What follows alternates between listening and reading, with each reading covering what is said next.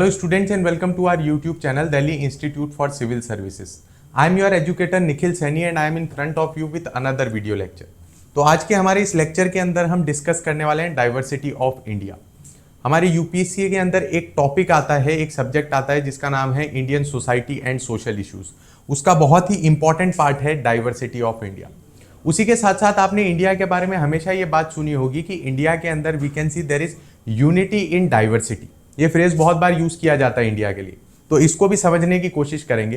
पर उस पे चलने से पहले हमें ये जानना पड़ेगा कि इंडिया में कितनी तरीके की आप डाइवर्सिटी देख पाते हो। जब किसी को भी मैं माइनॉरिटी का एग्जांपल देता हूं तो सबसे पहले दिमाग में आता है कि अच्छा हाँ, धर्म के आधार पर बात हो रही, तो उसके अलावा भी तो माइनॉरिटी हो सकती है, अलग अलग तरीके की माइनॉरिटीज हो सकती हैं। वैसे ही जब हम डाइवर्सिटी की बात करते हैं तो डाइवर्सिटी के एक या दो पहलू नहीं है बल्कि मल्टीपल उसके एस्पेक्ट्स। हमें हर एक एस्पेक्ट को क्लियरली समझना पड़ेगा, इन डेप्थ समझना पड़ेगा। तो सबसे पहले तो हमारे फर्स्ट यूनिट के अंदर, इस टॉपिक के फर्स्ट पार्ट के अंदर हम जानेंगे डाइवर्स फीचर्स, कि हमारे यहाँ पे कितने अलग अलग तरीके के फीचर्स आपको देखने के लिए मिलते हैं। So first is geographical diversity. जब हम ज्योग्राफिकल डाइवर्सिटी की बात करते हैं इंडिया के अंदर तो आप ये चीज़ देख पाएंगे कि एक तरफ है डेजर्ट, ठीक, दूसरी तरफ है गैंगेटिक प्लेन, ठीक है, तीसरी तरफ central highland, Deccan प्लेटू, eastern Ghats, western Ghats. एक चीज़ हमेशा ध्यान रख के चलिएगा कि जो ज्योग्राफी है वो कल्चर को बहुत ही गहरे तरीके से प्रभावित करती है। हम क्यों इस तरीके के कपड़े पहनते हैं ये हमारी ज्योग्राफी के ऊपर डिपेंडेंट है। अगर बहुत ज़्यादा यहाँ पे ठंडी पड़ रही होती तो क्या हम इस तरीके के कपड़े पहन के घूम रहे होते? जी नहीं। हम जो खाना खा रहे हैं वो हमारी ज्योग्राफी के ऊपर डिपेंडेंट है, क्योंकि खाना भी एक कल्चर का बहुत इंपॉर्टेंट पार्ट है, वो भी डाइवर्सिटी क्रिएट करता है। आप इसी चीज़ को समझने की कोशिश करिए कि जब हम गर्मी में खाना खा रहे होते हैं तो हमारा खाने का तरीका अलग होता है। मेजॉरिटी क्या करते हैं, गर्मी के अंदर जौ की रोटी खाते हैं, और बाजरे की जो रोटी होती है वो कब खाई जाती है? वो सर्दियों के अंदर खाई जाती है। सो आप ये चीज़ देख पा रहे होंगे कि जो यहाँ की ज्योग्राफी है वो बहुत ही गहरे तरीके से कल्चर को प्रभावित कर रही है। सो नॉर्थ ईस्ट के अंदर जो फूड हैबिट्स है वैसी फूड हैबिट्स हम राजस्थान के अंदर नहीं देख पाते। क्यों? क्योंकि दोनों के अंदर ज्योग्राफी बहुत ज़्यादा डिफरेंट है। यहाँ पे जो लोग रह रहे हैं उनका रहने का ढंग अलग अलग है, और ये किस वजह से है? क्योंकि ये इंडिया की ऐसी ज्योग्राफी है। इंडिया की ज्योग्राफी में इतनी डाइवर्सिटी है कि दुनिया में आप जितने तरीके के क्लाइमेट देख पाते हो, जितने तरीके के फिनोमिना देख पाते हो, मोस्टली आपको इंडिया के अंदर देखने के लिए मिल जाएंगे। तो क्या ये अपने आप में डाइवर्स नहीं कर देता चीज़ों को? और इसी चीज़ को समझने की कोशिश करिए कि अलग अलग ज्योग्राफी में रहने वाले लोग भी अलग अलग होंगे। जैसे कि हम मान के चलें, राजस्थान के लोग अगर देखने जाओ तो वो नॉर्थ ईस्ट के लोग से अलग होंगे। अगर आप बात करें कश्मीर के लोगों की तो वो कन्याकुमारी के लोगों से अलग होंगे। कहीं पे ह्यूमिडिटी ज़्यादा है, कहीं पे ठंडी ज़्यादा है, कहीं पे लू चल रही है, कहीं पे बारिश बहुत ज़्यादा है। सो ये जितनी भी सारी चीज़ें हैं ये हमारे कल्चर को प्रभावित करती हैं, हमारे रहने के ढंग को प्रभावित करती हैं। तो पहला एस्पेक्ट कौन सा देखा हमने? Geographical diversity. अब दूसरे की बात करते हैं तो रिलीजियस डाइवर्सिटी। मैं ये चीज़ आपको कहना चाहूँगा कि विश्व भर में जितने भी धर्म हैं उससे 2-4 ज़्यादा ही आपको इंडिया में मिल जाएंगे। अब आप सोच में पड़ गए होंगे 2-4 ज़्यादा क्यों मिलेंगे? क्योंकि यूजुअली जितने पूरे विश्व भर में उतने ही मिलने चाहिए, बट हमारे यहाँ पे ट्राइबल रिलीजियंस भी हैं। और एक चीज़ ध्यान रख के चलिए, अभी भी ट्राइबल रिलीजियंस के ऊपर रिसर्च चल रही है कि आखिरकार इनके रहने का ढंग कैसा है, ये कौन से भगवान को पूजते हैं, इनके क्या क्या एस्पेक्ट हैं। तो ये चीज़ आपको समझ के चलनी है कि इंडिया के अंदर हर एक तरीके के धर्म आपको मिल जाते हैं और यहाँ पे रिलीजियस डाइवर्सिटी भी बहुत ज़्यादा है, right. Next is linguistic diversity. India के अंदर अगर हम बात करें तो लैंग्वेज के आधार पर बहुत ज़्यादा कॉन्फ्लिक्ट्स भी हुए और बहुत सारी चीज़ें, मूवमेंट्स भी चली। जैसे अगर हम बात करें पोस्ट इंडिपेंडेंस की तो इंडियन नेशनल कांग्रेस ने कहा था कि हम लैंग्वेज के आधार पर वापस से क्या करेंगे, रीशेड्यूल करेंगे इंडिया का स्ट्रक्चर, जो स्टेट्स हैं उस बेसिस पे फॉर्म किए जाएंगे। और इसी के लिए पहली कमेटी कौन सी बनी? एस के धार कमीशन। उसने कहा कि नहीं, लैंग्वेज के आधार पे नहीं होगा। फिर उसके बाद बनी जेवीपी कमेटी, उसने भी कहा लैंग्वेज के आधार पे नहीं होगा। बट प्रोटेस्ट इतना बढ़ गया, मूवमेंट इतना आगे चला गया कि अल्टीमेटली हमें क्या करना पड़ा? By Fazal Ali commission and 7th constitutional amendment act 1956 हमें स्टेट्स को रीऑर्गेनाइज करना पड़ा। भारत में इतनी भाषाएं, मान के चलिए आप किसी को भी एक नेशनल लैंग्वेज का दर्जा नहीं दे सकते। अगर हम बात करें हिंदी, सो हिंदी की जब बात की जाए तो ये मेजॉरिटी जो है वो हिंदी बोलते हैं। उसके अलावा आपके पास है बंगाली, ओरिया, तेलुगु, मराठी, गुजराती, ठीक है, पंजाबी, और इस चीज का ध्यान रखिए कि कॉन्स्टिट्यूशन ने सिर्फ 22 रिकॉग्नाइज करी है। कॉन्स्टिट्यूशन ने 22 रिकॉग्नाइज करी है, इसका मतलब ये नहीं कि सिर्फ 22 ही लैंग्वेज है। अगर बात करें 2011 के सेंसस की तो लगभग 122 से ज्यादा लैंग्वेजेस हैं, और 122 भी बहुत कम है, क्योंकि अगर इसमें डायलेक्ट्स मिला दिए जाएं, आप ये चीज देखिए चलिए कि जैसे गुजरात की बात कर ले तो गुजरात के अंदर अलग अलग डायलेक्ट्स है। काठियावाड़ी डायलेक्ट अलग हो गया, सूरती डायलेक्ट अलग अलग हो गया। अगर हम ऊपर की तरफ चले जाएं हिम्मतनगर तो वहां अलग तरीके से गुजराती बोली जाती है। कच्छ के अंदर तो अलग ही लैंग्वेज बोली जाती है जो गुजराती से बहुत कम सिमिलर देखने के लिए मिलेगी आपको। सो ये चीजें आप देख सकते हो कि यहाँ पे ये इतने तरीके की लैंग्वेजेस हैं हमारे यहाँ पे, और ये लैंग्वेज जो है बहुत इंपॉर्टेंट पार्ट बन जाता है हमारे यहाँ पे डाइवर्सिटी का, क्योंकि लैंग्वेज के आधार पे इंसान कनेक्ट करता है। जब आप किसी विदेश में हो, किसी दूसरी कंट्री में हो, और कोई हिंदी में बोलता हुआ आपको मिल जाए या आपकी लैंग्वेज में बोलता हुआ आपको मिल जाए तो कनेक्शन जल्दी होगा, है कि नहीं। तो उसी तरीके से लिंग्विस्टिक डाइवर्सिटी भी इंडिया में आप बहुत तरीके की देख पाओगे।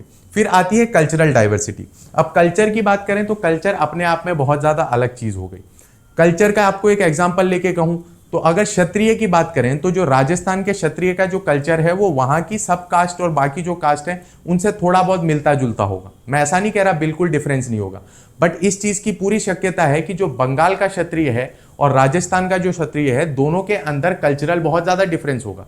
अगर हिंदुइज्म की ही बात कर ले तो नॉर्थ ईस्ट के अंदर भी तो है हिंदूज, राइट, और गुजरात के अंदर भी हिंदूज हैं, बट उनके कल्चर में आपको बहुत ज्यादा डिफरेंस दिखेंगे। कल्चर के अंदर क्या क्या एलिमेंट आ गए, आपका पहनना, आप किस तरीके से पहन रहे हो, आप क्या खा रहे हो, आप किनके साथ उठ बैठ रहे हो, आपके त्यौहार कौन से हो रहे हैं, ये सारी चीजें जो है कल्चरल एस्पेक्ट में आ जाती हैं। तो आप देख पाएंगे कि गुजरात के अंदर आपको एक कल्चरल चीज अलग दिखेगी कंपेयर टू नॉर्थ ईस्ट। तो कल्चरल डाइवर्सिटी भी हमारे यहाँ पे बहुत ज्यादा देखने के लिए मिलती है। फिर आती है कास्ट डाइवर्सिटी। अब इंडिया के अंदर ये नोवल फीचर है। जो कास्ट सिस्टम की अगर हम बात करें तो ये सिर्फ इंडियन सब कॉन्टिनेंट के अंदर पाया जाता है, और ये इतना ज्यादा स्ट्रॉन्ग सिस्टम है कि इसने बाकी रिलीजियंस को भी इन्फेक्ट कर दिया।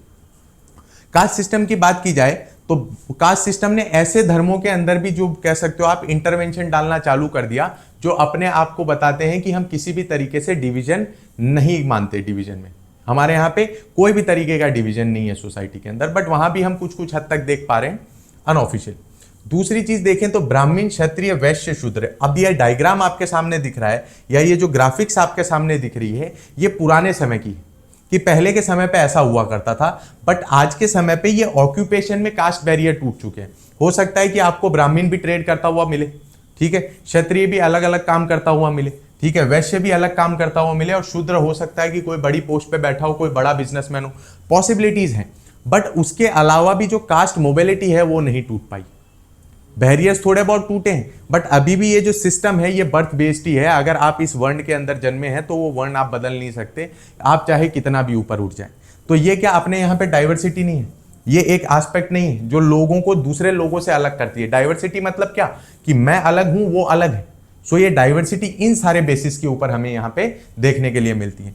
भले ये सिस्टम अभी ऑक्यूपेशन बेस्ड ना रहा हो, पर ये बर्थ बेस हो चुका है, तो मोबिलिटी आपको देखने के लिए नहीं मिलेगी। रेशियल डाइवर्सिटी की बात करें तो ऊपर की तरफ देख सकते हो आप, नॉर्थ की तरफ आर्यन रेस ज्यादा यहाँ पे इन्फ्लुएंशियल। अगर आप बात करें नॉर्थ ईस्ट की तो मंगोलॉइड, ये रेस यहाँ पे देखने के लिए मिलेगी। और अगर हम नीचे की तरफ चले जाएं तो द्रविडियन रेस आपको देखने के लिए मिलेगी, और इनकी भी बाकी सब टाइप आपके सामने है। तो इतनी तरीके की रेसेस जब इंडिया के अंदर हैं, सो बट ऑब्वियस बात है कि यहाँ पे कोई ना कोई तरीके के कॉन्फ्लिक्ट आप देख पाओगे, राइट। सो हमने डाइवर्सिटी के आधार पे इस चीज को तो समझ लिया कि इंडिया के अंदर कितनी तरीके की डाइवर्सिटी है। मन में एक विचार आ रहा होगा तो सर इतनी डाइवर्सिटी फिर यूनिटी कैसे? यूनिटी के पीछे भी कोई कारण होगा, कोई ना कोई तथ्य रहे होंगे यूनिटी के पीछे भी, तो उसको समझने की कोशिश करते हैं। हमने अभी समझा है कि हमारे कॉन्फ्लिक्टिंग डाइवर्सिटीज क्या हो सकती हैं या ऐसी क्या चीजें हो सकती हैं जो हमें अलग करती हैं। बट अब हम समझेंगे कि ऐसी कौन सी चीजें हैं जो हमें यूनिटी की तरफ लेके जाती हैं। जो एक फ्रेज यूज किया जाता है इंडिया के लिए, यूनिटी इन डाइवर्सिटी। तो सबसे पहले distinct and fixed natural boundaries. India की नेचुरल बाउंड्रीज की बात करें तो ऊपर हिमालयाज है, नीचे पेनिनसुला है, ठीक है। तो इंडियन सब कॉन्टिनेंट की एक फिक्स्ड बाउंड्री है, नेचुरल बाउंड्री है। तो जब नेचुरल बाउंड्री होगी तो आपका जो इंटरेक्शन होगा वो अंदर की तरफ ही होगा, बाहर कम होगा। अब यहां से आप चाइना की तरफ डायरेक्ट इंटरेक्शन नहीं कर सकते थे ना पहले भी, और आज के समय पे भी। सो आपका इंटरेक्शन कहां होगा? अंदर की तरफ होगा, कंट्री साइड होगा। सो इस वजह से होगा क्या कि जो आपका कल्चर है वो होमोजीनियस बनने लगेगा। Homogeneous in the sense salad bowl type, कि हर एक आप धर्म को क्या करने लगोगे? रिस्पेक्ट करने लगोगे, क्योंकि एक दूसरे पे डिपेंडेंट हो आप।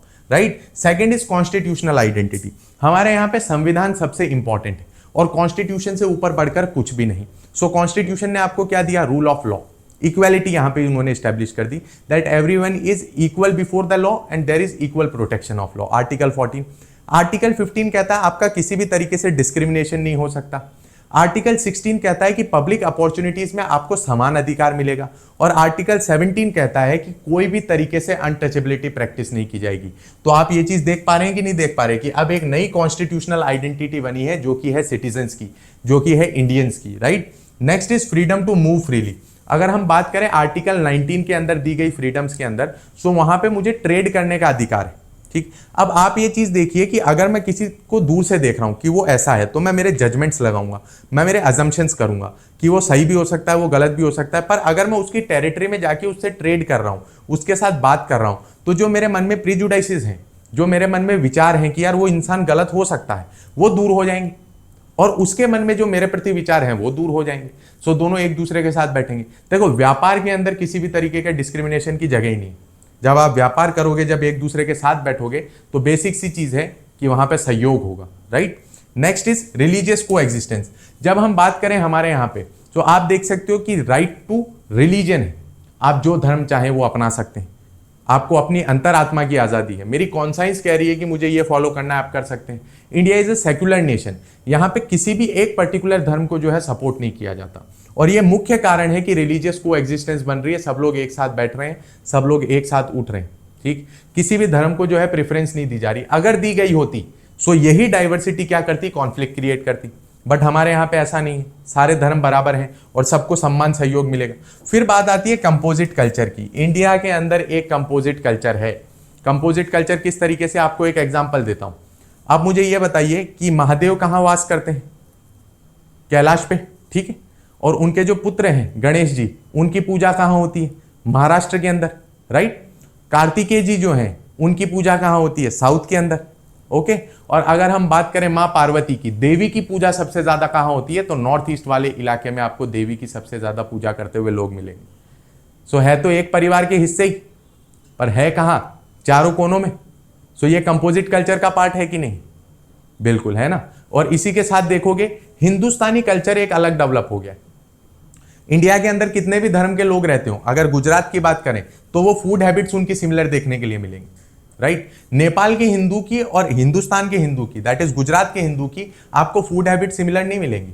इन द सेम वे अगर अरब नेशन के अंदर कोई मुसलमान रह रहा है और कोई गुजरात के अंदर मुसलमान रह रहा है, दोनों की फूड हैबिट्स के अंदर जमीन आसमान का फर्क है। सो एक कंपोजिट कल्चर है कि नहीं। दूसरी चीज इंडियन कल्चर, हम क्या करते हैं, हमने आजादी पाई, सो वो आजादी के अंदर तो सब लोग साथ में थे कि नहीं थे। उसी के साथ दूसरी चीज देखेंगे आप, सो हम यहाँ पे 15 अगस्त सब लोग साथ में सेलिब्रेट करते हैं, 26 जनवरी सब लोग साथ में सेलिब्रेट करते हैं। सो एक कंपोजिट कल्चर बना हुआ है जिसके अंदर सब लोग जो है बराबरी में अपनी भागीदारी देते हैं। Next is sports and movies.